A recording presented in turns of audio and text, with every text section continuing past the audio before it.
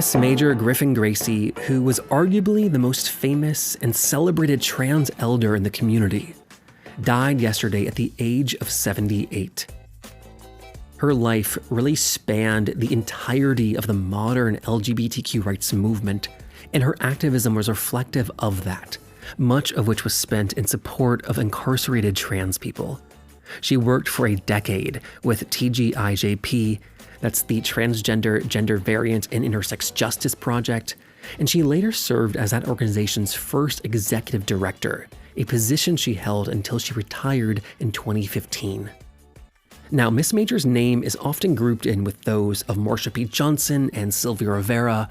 They're considered icons today, but while they were alive, the truth is that Marsha and Sylvia were not so well loved or universally celebrated. They became icons only after their deaths, and so I do think it's noteworthy that Miss Major reached that icon status while she was still alive. She was given her flowers and was very much aware of what she meant to the community, particularly to other Black trans women. This interview was recorded in 2021. It's just a small snapshot of her life, but I think it's a really fascinating look at her work and activism, as well as what it looked like to be trans in New York City in the mid-1960s. So without further ado, I'm Jeffrey Masters, and today on LGBTQ&A, we are remembering the late, great Miss Major Griffin-Gracy.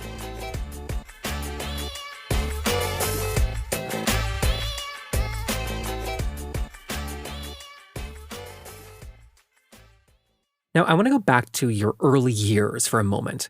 Growing up, you didn't have words like transgender. That wasn't anything in the public consciousness in any mainstream way. So early on, when it came to your femininity, how are you thinking about it? How are you interpreting those feelings?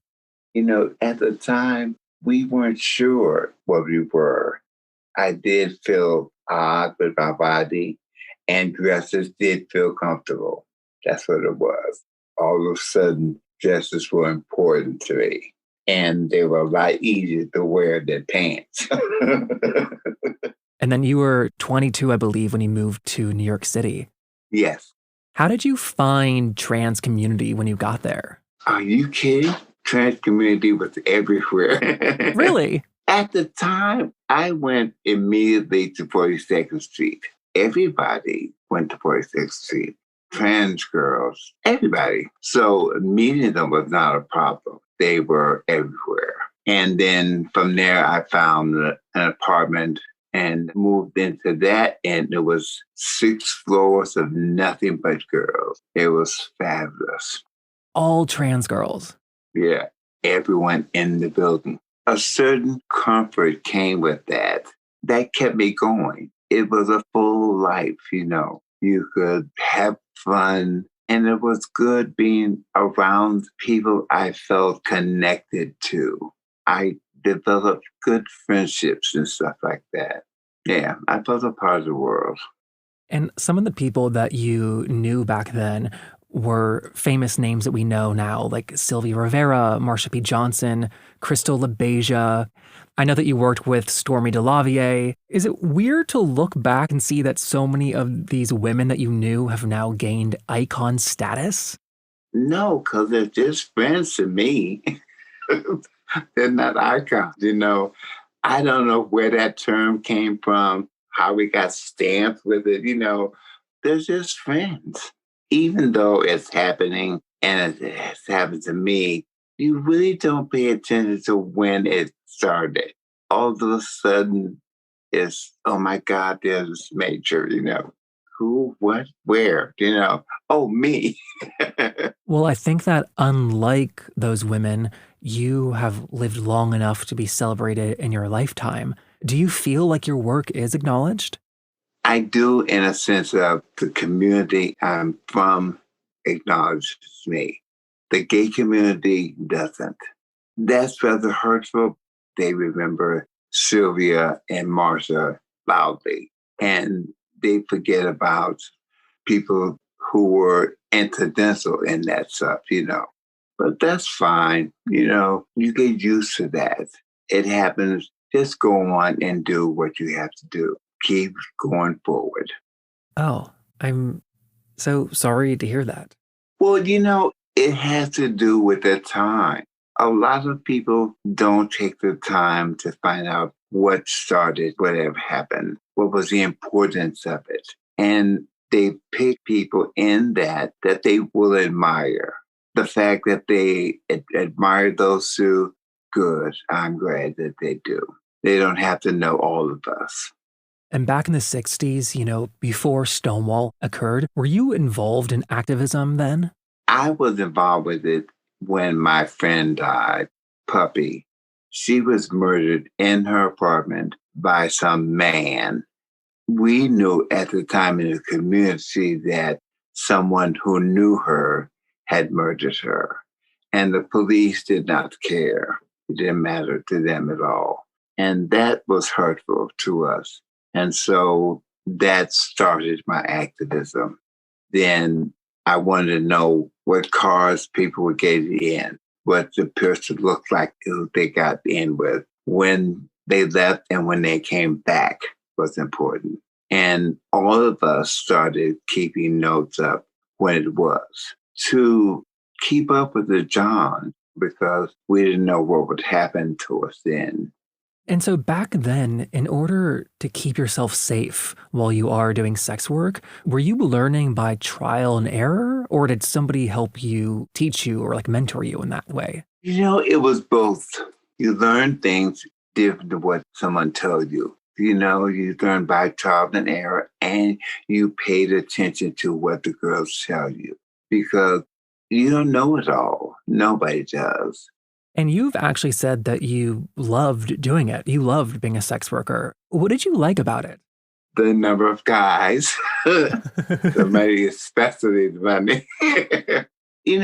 I went into this because it was fun.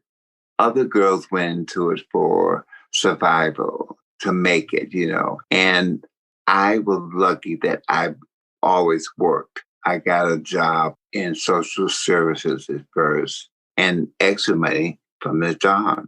So with the apartment building that you were living in, the 6 floors of trans women, if you can estimate, what percentage of them were also doing sex work? All of us, the whole building. 1 or 2 might not have been doing that, but all of us were. We had different hours, than somebody else. But all of us partook of that certain activity. Yeah. And I guess what I'm getting at is back then, there were very few options for employment.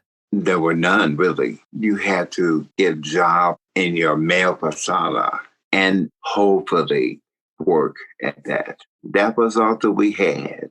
The entire building, except for maybe 2 people, would have to do that. It was hard, but I guess being around people who thought like you did made it seem possible. It made it worthwhile. And so I mentioned Stonewall a little bit ago, and you were there the night of the uprising. Yeah. 50 years later, what stands out in your memory of that night the most? Well, I got knocked out early in it because I heard from the girls that you need to piss those guys off so that the police would knock you out and then you didn't get hurt. And so I was concerned with getting hurt, getting something broken or being bashed, where I could not work no more, I was young and I was pretty and I wanted to get my face. It was safer. It was safer. And it would have been if I stood and fought them. No, I'm not doing that. So I spit in some guy's face and he knocked me out. That I remember. Other than that, I remember nothing. I mean, there were so many laws against cross-dressing at that time. Were you presenting as a woman that night? Yes. Oh, yes. Always. Please, Charles. But you had to have 3 articles of men's clothing on to let somebody know that you were a man. I wore a T-shirt under my blouse. I had an earring at the time that said I'm a man. What was the 3rd piece of clothing? It was a pair of underwear. Okay, it's a little bit harder to see. Yeah. But that's what it was. And so that was 1969. So much has changed since then for trans people, and so much still needs to change. But on an individual level, what has changed in your life? Well, my life is better in general.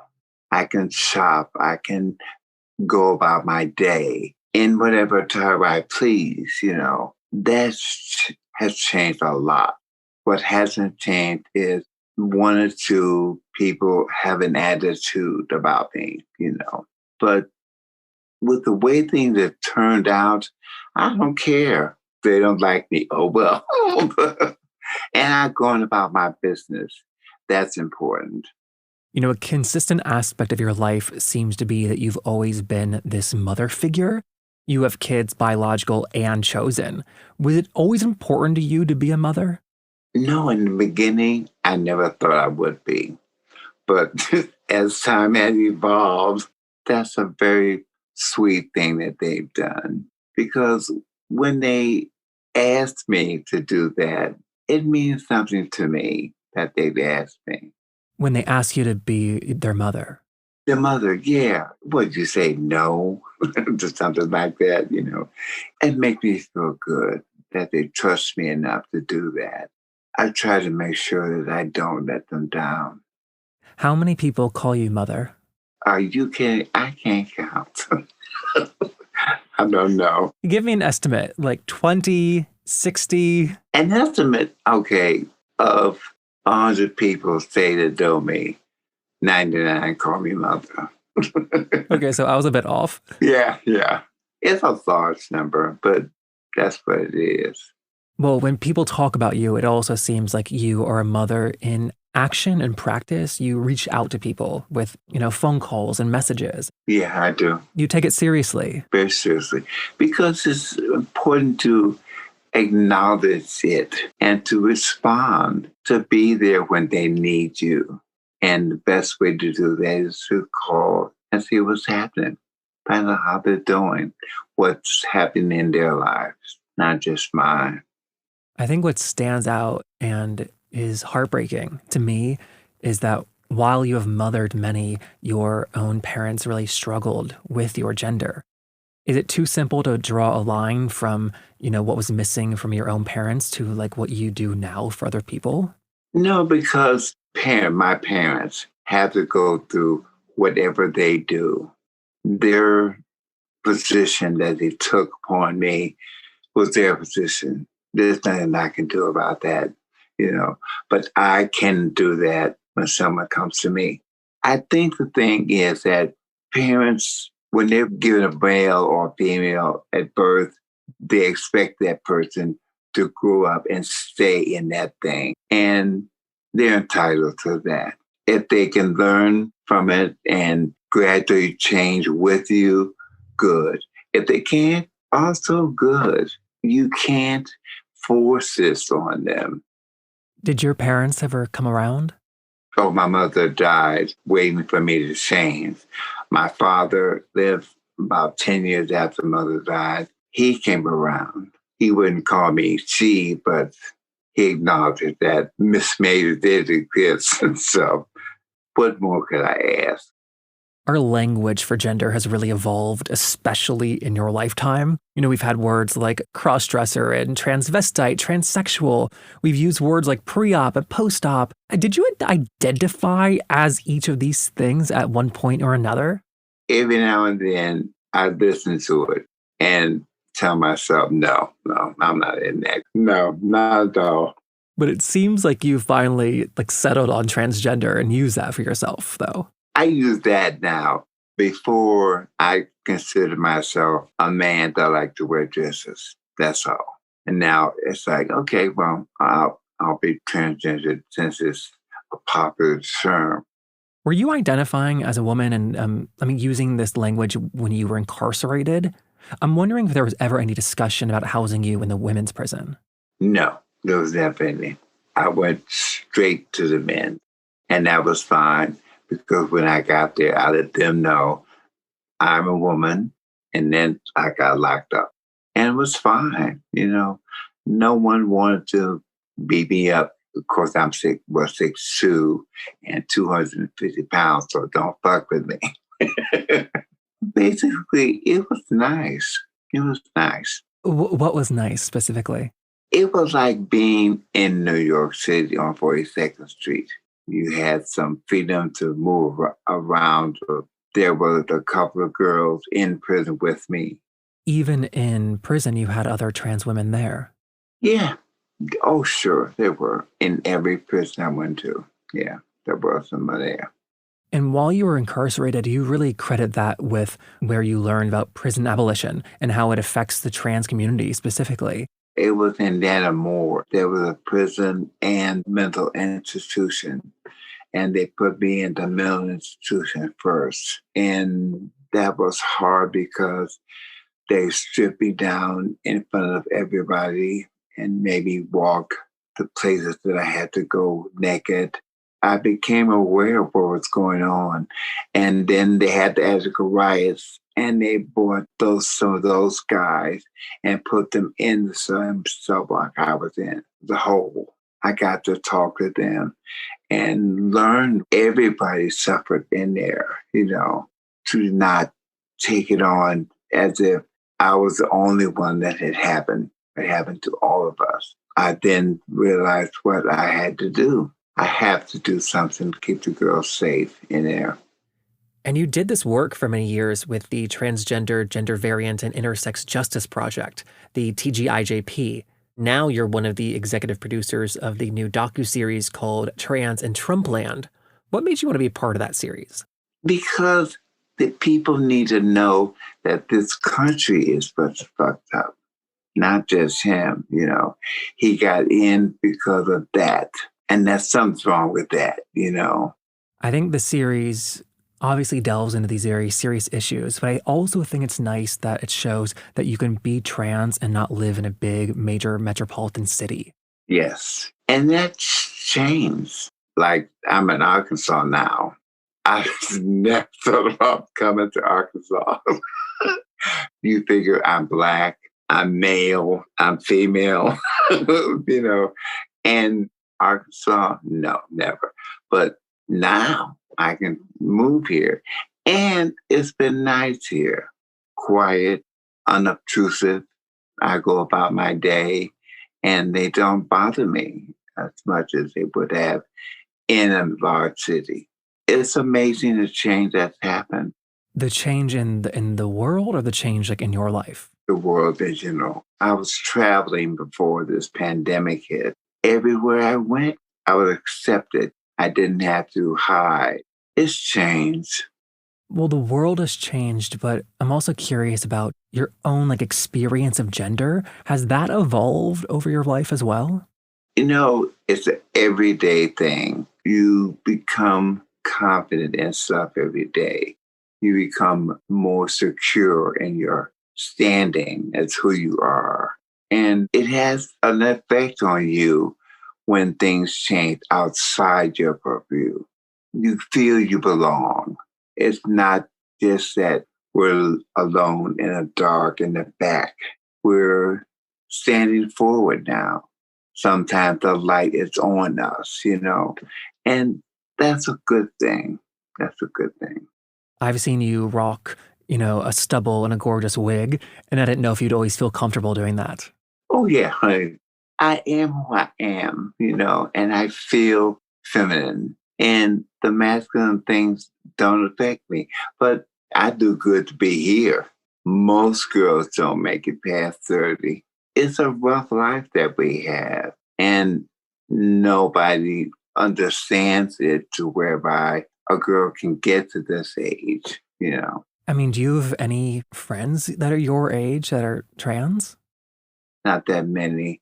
That's few and far between. I don't know any that I can recall at all. The girls who live in the building, there's maybe one still alive. Yeah, it's hard. There aren't that many Black girls still alive to come this far. So we got to be there for everybody. Let them know that they can get here too. You've also lost just a lot of people in your life, from friends and family and partners. With everything that we're talking about, has that changed how you think about your own death? You know, I don't think about it. Once in a while, I do. When my son was born, the oldest one, and now this new one, I would want to be here for his getting older, and get to know him like I have my other sons. I don't think about it because it's an inevitable thing. We all have to get there sometime. I figure, well, why worry about it? It comes when it does. Yeah. Thank you for spending so much time with us today. Of course, honey. It's nice talking to you. And that was Miss Major Griffin-Gracy. She died yesterday at the age of 78. As always, you can find a link to our Substack newsletter in our show notes. I hope you'll join us there to connect and to stay up to date on all of our work. All right, that is it for today. I'm Jeffrey Masters. I will see you next time